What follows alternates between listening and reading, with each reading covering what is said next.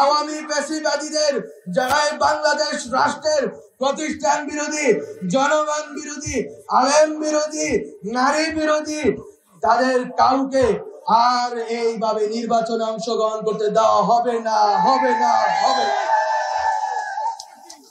আমরা বলতে চাই, আমরা জুলাই গণঅভ্যুত্থানের ভিতর দিয়ে একটি নতুন রাষ্ট্র গঠনের সুযোগ পেয়েছিলাম, কিন্তু আমরা দেখতে পাচ্ছি আমাদের মধ্যে ঐক্যের ঘাটতি রয়ে গেছে।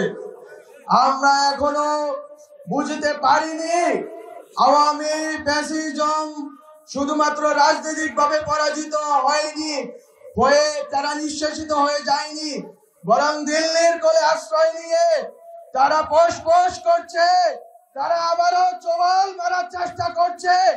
আপনাদেরকে বলে দিতে চাই, এটা আমাদের প্রজন্মের লড়াই, আমাদের ছাত্র তরুণদের লড়াই। এটা বাংলাদেশের ফ্যাসিবাদ বিরোধী জনগোষ্ঠীর রাজনৈতিকভাবে স্বাবলম্বী এবং সার্বভৌম হয়ে ওঠার লড়াই। এখন তো জীবাণুদের থেকে বাঁচালে সারাদিন কে বাঁচাবে? ডেটল বাঁচাবে। ডেটল দেয় জীবাণুর বিরুদ্ধে 12 ঘন্টার সুরক্ষা বলয়। সুরক্ষার বিশ্বাস থাকুক দিনভর। কোনোভাবে যদি আবার আওয়ামী লীগ দিল্লির কোলে আশ্রয় নিয়ে যদি আমাদের দিকে আবারও চোখ রাঙাতে চায়, আমরা কি বসে থাকবো? আমরা কিন্তু বসে থাকবো না। আমাদের শহীদদের পথ অনুসরণ করে আমরা শাহাদাতের রাস্তা বেছে নিব। আমরা আবার লড়াই করব। আমরা আওয়ামী লীগের ফ্যাসিস্ট শুধুমাত্র শাসন ব্যবস্থাকে উৎখাত করে সন্তুষ্ট নই, বরং আওয়ামী ফ্যাসিজমের যত অবশিষ্ট বাংলাদেশে বিভিন্ন প্রান্তে প্রশাসনে, শিক্ষা অঙ্গনে, সাংস্কৃতিক অঙ্গনে রয়ে গেছে, তাদেরকেও আমরা বিচারের আওতায় আনব। তাদেরকে বিচারের আওতায় এনে আমরা শহীদদের যেই আকাঙ্ক্ষা ছিল, এই আকাঙ্ক্ষার বাস্তবায়নের দিকে এগোবো। আমরা বিচারের সাথে সাথে আমরা সংস্কারের কাজের কথা বলছি। অলরেডি অনেকগুলো কমিশন সংস্কারের প্রস্তাবনা প্রস্তুত করেছেন। খুব শীঘ্রই রাজনৈতিক দলগুলোর সাথে ঐকমত্যের ভিত্তিতে আমরা যে সংস্কার না করলেই নয়, নির্বাচনের পূর্বে সে সকল সংস্কার করতে চাই।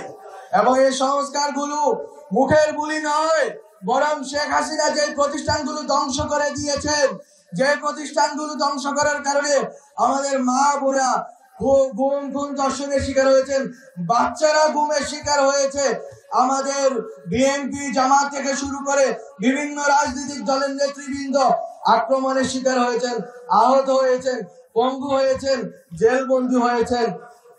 আমাদের সবার সেই যে প্রেরণা ছিল যে এই প্রতিষ্ঠানগুলো হাসিনাকে সাবস্টেনশিয়েট করেছে, হাসিনাকে টিকিয়ে রেখেছিল, সেই প্রতিষ্ঠানগুলোকে একই রকম রেখে আমরা নির্বাচন করতে পারি না।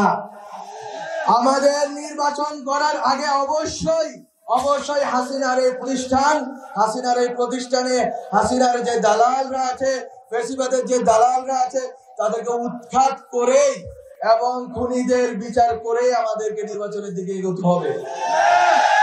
তৃতীয় যে কথাটি বলবো, বাংলাদেশে সেনা শাসন আসার কোনো প্রেক্ষিত নেই।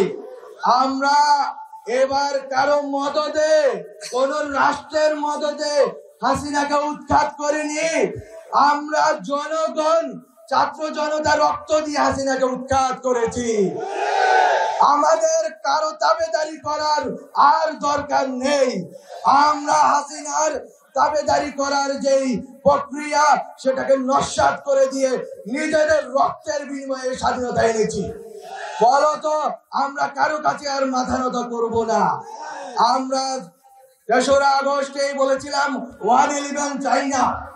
111 নিয়ে নিচে ভয় পাওয়ার কিছু নেই, বরং আমরা বলবো, রাজনৈতিক দলগুলোকে বলবো, আসুন বাংলাদেশ পন্থার ভেতর দিয়ে আমরা যারা ফ্যাসিবাদ বিরোধী শক্তি আছি ঐক্যবদ্ধ হই, সরকারকে সহযোগিতা করে এই সংস্কারগুলো করার জন্য।